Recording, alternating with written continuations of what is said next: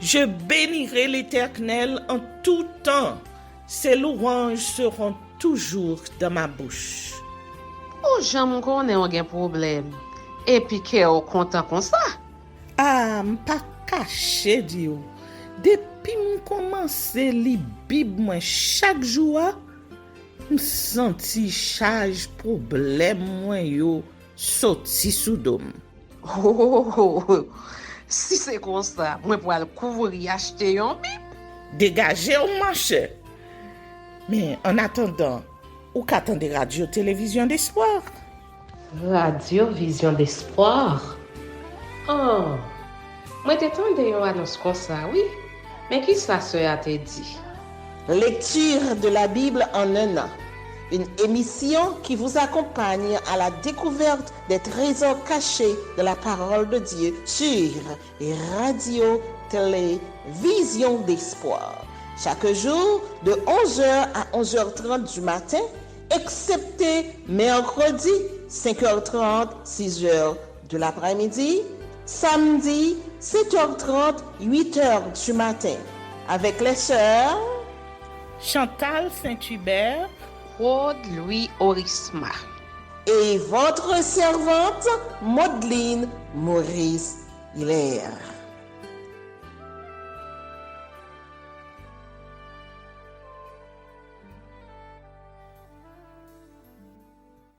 Saint-Esprit de Dieu, fais-nous la grâce de jouir de ta présence durant cette lecture qui enseigne, convainc, corrige, instruit et qui sauve.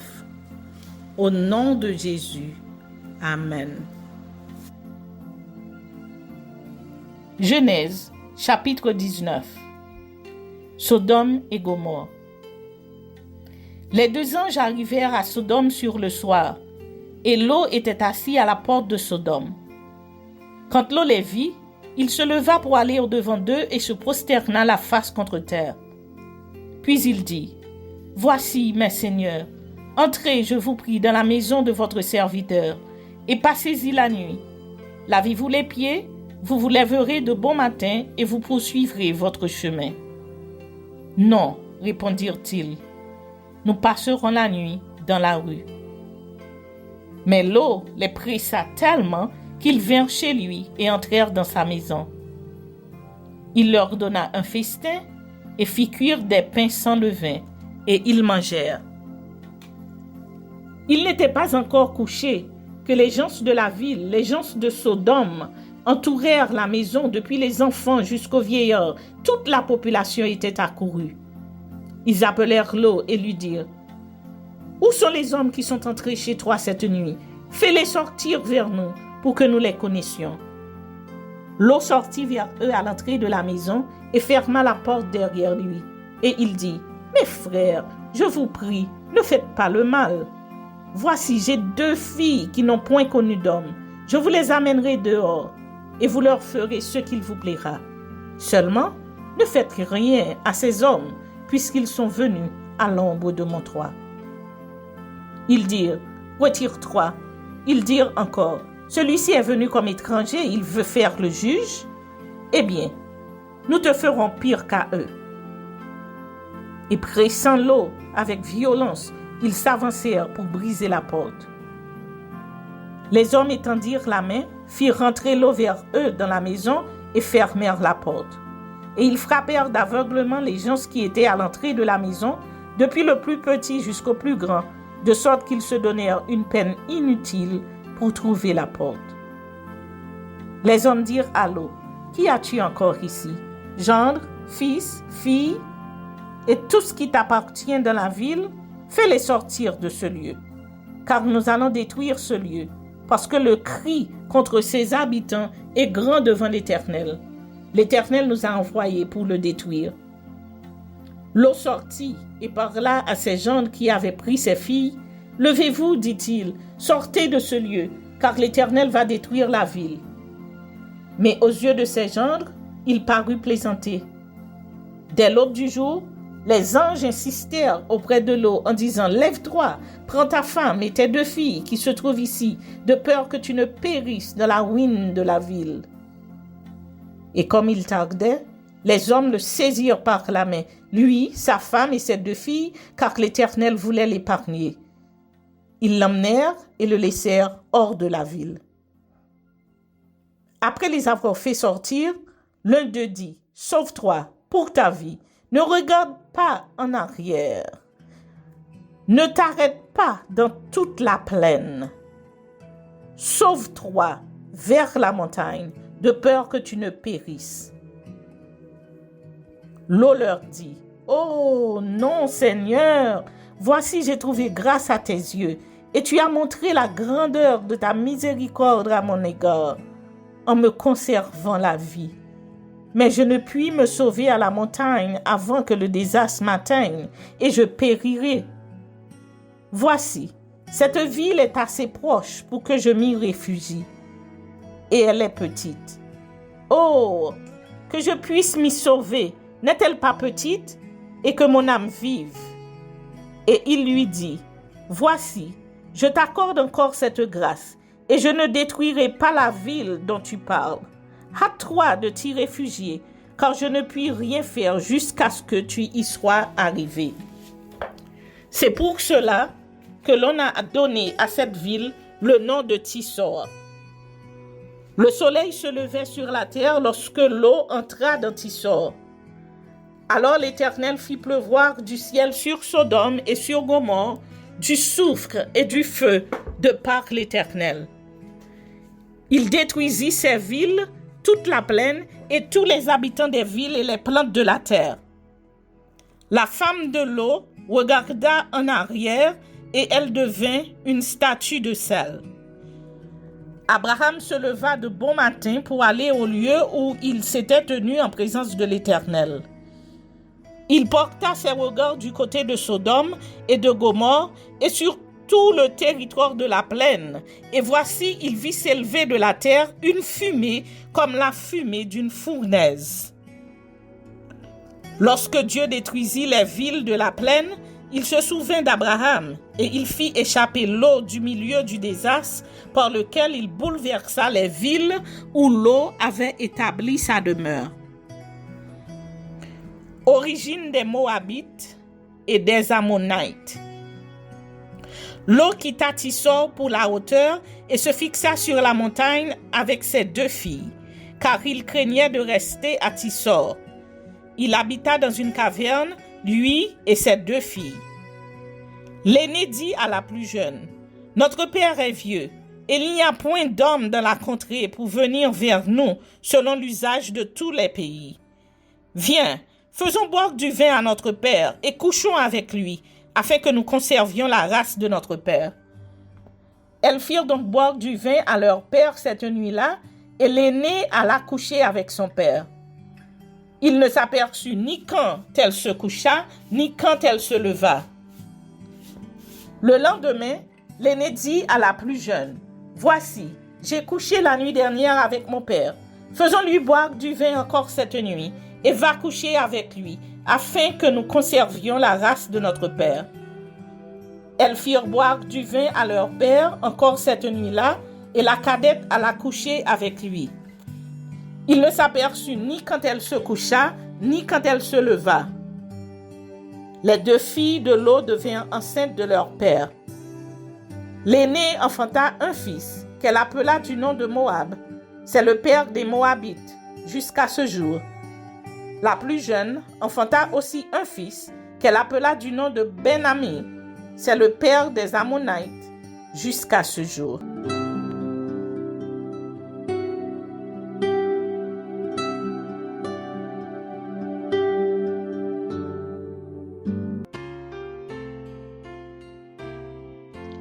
Psaume chapitre 19. Au chef des chantres, psaume de David. Les cieux racontent la gloire de Dieu, et l'étendue manifeste l'œuvre de ses mains. Le jour en essuie un autre jour, la nuit en donne connaissance à une autre nuit. Ce n'est pas un langage, ce ne sont pas des paroles dont le son ne soit point entendu. Leur retentissement parcourt toute la terre. Leurs actes s'en vont aux extrémités du monde, où il a dressé une tente pour le soleil. Et le soleil, semblable à un époux qui sort de sa chambre, s'élance dans la carrière avec la joie d'un héros. Il se lève à une extrémité des cieux et achève sa course à l'autre extrémité. Rien ne se dérobe à sa chaleur. La loi de l'Éternel est parfaite, elle restaure l'âme. Le témoignage de l'Éternel est véritable, il rend sage l'ignorant. Les ordonnances de l'Éternel sont droites, elles réjouissent le cœur. Les commandements de l'Éternel sont purs, ils éclairent les yeux. La crainte de l'Éternel est pure, elle subsiste à toujours. Les jugements de l'Éternel sont vrais, ils sont tous justes. Ils sont plus précieux que l'or, que beaucoup d'or fin. Ils sont plus doux que le miel, que celui qui coule des rayons. Ton serviteur aussi en reçoit instruction. Pour qui les observe, la récompense est grande. Qui connaît ses égarements? Pardonne-moi ceux que j'ignore. Préserve aussi ton serviteur des orgueilleux, qu'il ne domine point sur moi. Alors je serai intègre, innocent de grands péchés. Reçois favorablement les paroles de ma bouche et les sentiments de mon cœur, ô Éternel, mon rocher et mon libérateur. Amen. Psaume chapitre 20.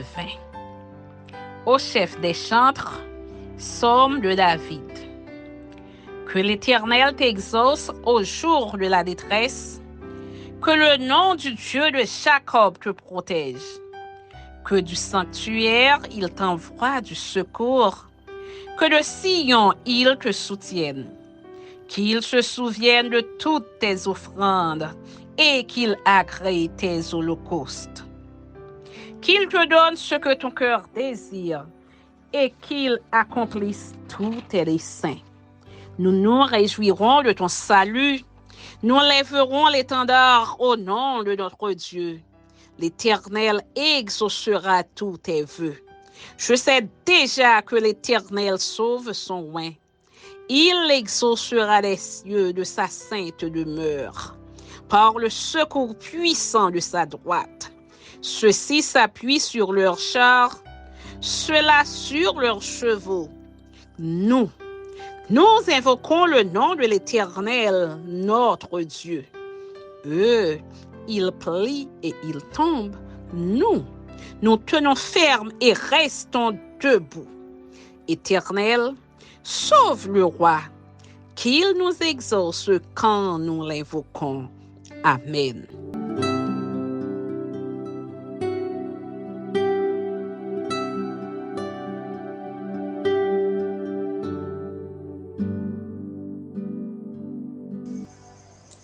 Matthieu chapitre 17. Jésus sur une haute montagne, la transfiguration. 6 jours après, Jésus prit avec lui Pierre, Jacques et Jean, son frère, et il les conduisit à l'écart sur une haute montagne. Il fut transfiguré devant eux. Son visage resplendit comme le soleil, et ses vêtements devinrent blancs comme la lumière. Et voici, Moïse et Élie leur apparurent, s'entretenant avec lui. Pierre, prenant la parole, lui dit: « Seigneur, il est bon que nous soyons ici, si tu le veux. Je dresserai ici 3 tentes, une pour toi, une pour Moïse et une pour Élie. » Comme il parlait encore, une nuée lumineuse les couvrit. Et voici une voix fit entendre de la nuée ces paroles: « Celui-ci est mon fils bien-aimé, en qui j'ai mis toute mon affection. Écoutez-le. » Lorsqu'ils entendirent cette voix, les disciples tombèrent sur leurs faces et furent saisis d'une grande frayeur. Mais Jésus, s'approchant, les toucha et dit, « Levez-vous, n'ayez pas peur. » Ils levèrent les yeux et ne virent que Jésus seul. Comme ils descendaient de la montagne, Jésus leur donna cet ordre. Ne parlez à personne de cette vision jusqu'à ce que le Fils de l'homme soit ressuscité des morts. Les disciples lui firent cette question. Pourquoi donc les scribes disent-ils qu'Élie doit venir premièrement? Il répondit, il est vrai qu'Élie doit venir et rétablir toutes choses. Mais je vous dis qu'Élie est déjà venu, qu'ils ne l'ont pas reconnu et qu'ils l'ont traité comme ils ont voulu. De même, le Fils de l'homme souffrira de leur part. Les disciples comprirent alors qu'il leur parlait de Jean-Baptiste. Guérison de lunatique. Lorsqu'ils furent arrivés près de la foule, un homme vint se jeter à genoux devant Jésus et dit, « Seigneur, aie pitié de mon fils qui est lunatique et qui souffre cruellement. Il tombe souvent dans le feu et souvent dans l'eau. Je l'ai amené à tes disciples et ils n'ont pu le guérir. » Race incrédule et perverse, répondit Jésus, « Jusqu'à quand serai-je avec vous? Jusqu'à quand vous supporterai-je? Amenez-le-moi ici. » Jésus parla sévèrement au démon qui sortit de lui et l'enfant fut guéri à l'heure même. Alors, les disciples s'approchèrent de Jésus et lui dirent en particulier, « Pourquoi n'avons-nous pas pu chasser ce démon? » « C'est à cause de votre incrédulité, leur dit Jésus. Je vous le dis en vérité, si vous aviez de la foi comme un grain de sénévé, vous diriez à cette montagne, transporte-toi d'ici là, et elle se transporterait. Rien ne vous serait impossible. Mais cette sorte de démon ne sort que par la prière et par le jeûne. Jésus annonce sa mort et sa résurrection. Pendant qu'ils parcouraient la Galilée, Jésus leur dit, « Le Fils de l'homme doit être livré entre les mains des hommes. Ils le feront mourir, et le troisième jour, il ressuscitera. » Ils furent profondément attristés. Jésus, de retour à Capernaum, il paie le tribut. Lorsqu'ils arrivèrent à Capernaum, ceux qui percevaient les 2 drachmes s'adressèrent à Pierre et lui dirent, « Votre maître, ne paie-t-il pas les 2 drachmes? » « Oui, dit-il, et quand il fut entré dans la maison, Jésus le prévint et dit, « Que t'en semble, Simon? Les rois de la terre, de qui perçoivent-ils des tributs ou des impôts? De leurs fils ou des étrangers? » Il lui dit, « Des étrangers. » Et Jésus lui répondit, « Les fils en sont donc exempts. Mais pour ne pas les scandaliser, va à la mer, jette l'hameçon et tire le premier poisson qui viendra. Ouvre-lui la bouche et tu trouveras un statère. Prends-le et donne-le leur pour moi et pour toi. » Matthieu chapitre 18. Le plus grand dans le royaume des cieux, les scandales. En ce moment, les disciples s'approchèrent de Jésus et dirent, « Qui donc est le plus grand dans le royaume des cieux? » Jésus, ayant appelé un petit enfant, le plaça au milieu d'eux et dit, « Je vous le dis en vérité, si vous ne vous convertissez et si vous ne devenez comme les petits enfants, vous n'entrerez pas dans le royaume des cieux.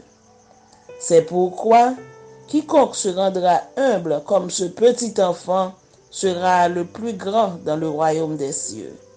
Et quiconque reçoit en mon nom un petit enfant comme celui-ci, me reçoit moi-même.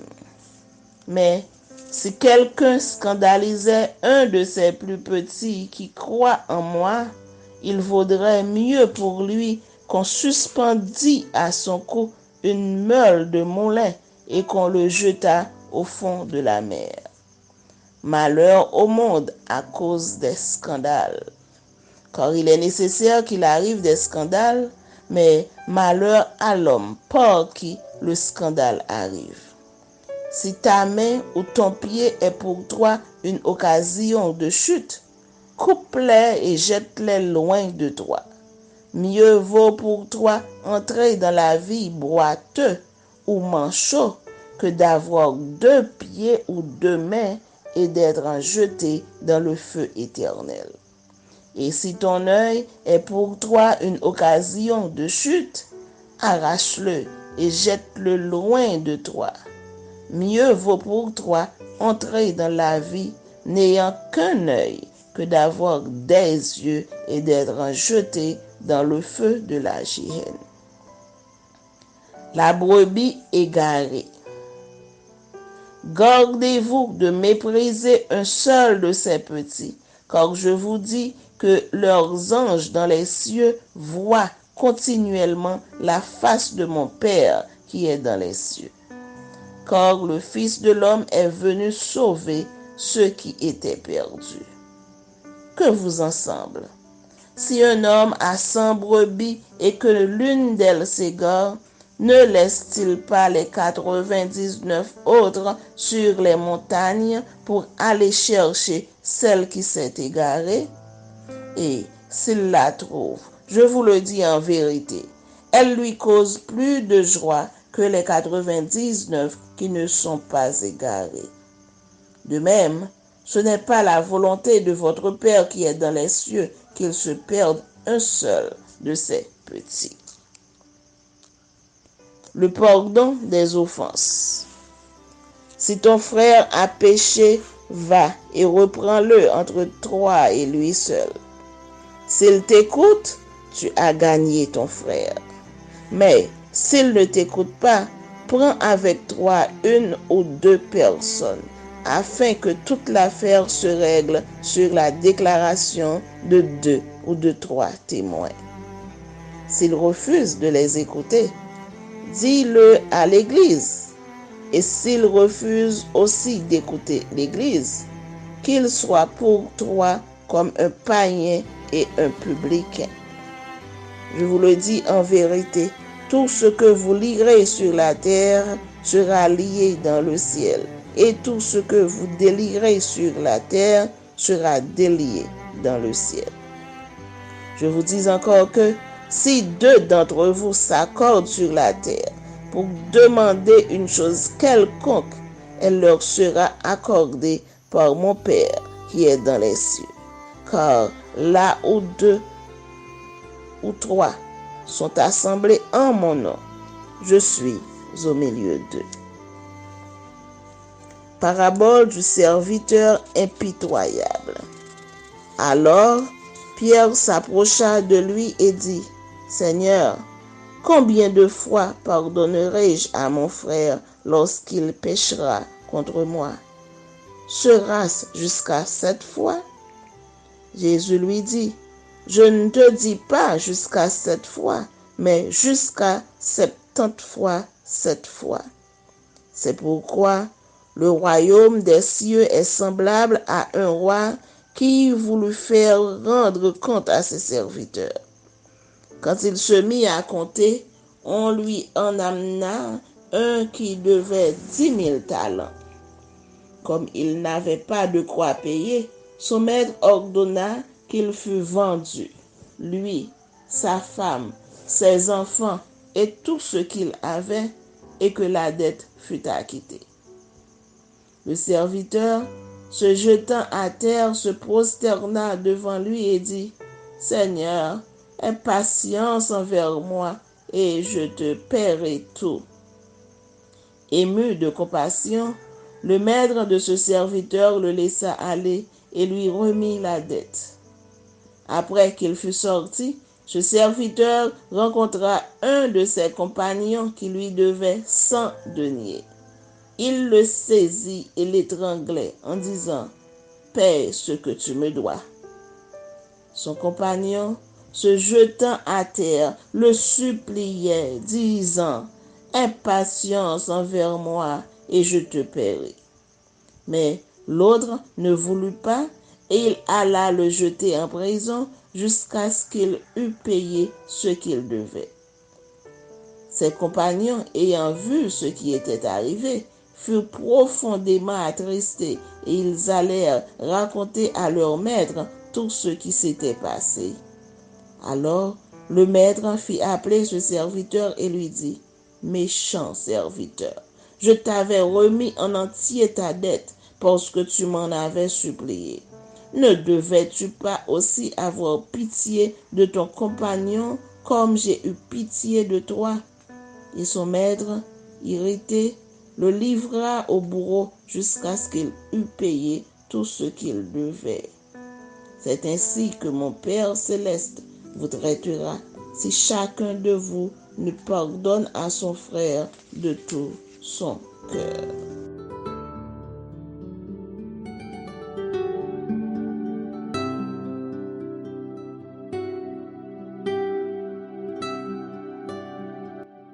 Merci Seigneur de nous donner le discernement dans la lecture de ta parole, que nous y prêtions attention afin d'appliquer notre cœur à la sagesse. Amen. Que celui qui a des oreilles pour entendre, entende, et que celui qui lit fasse attention.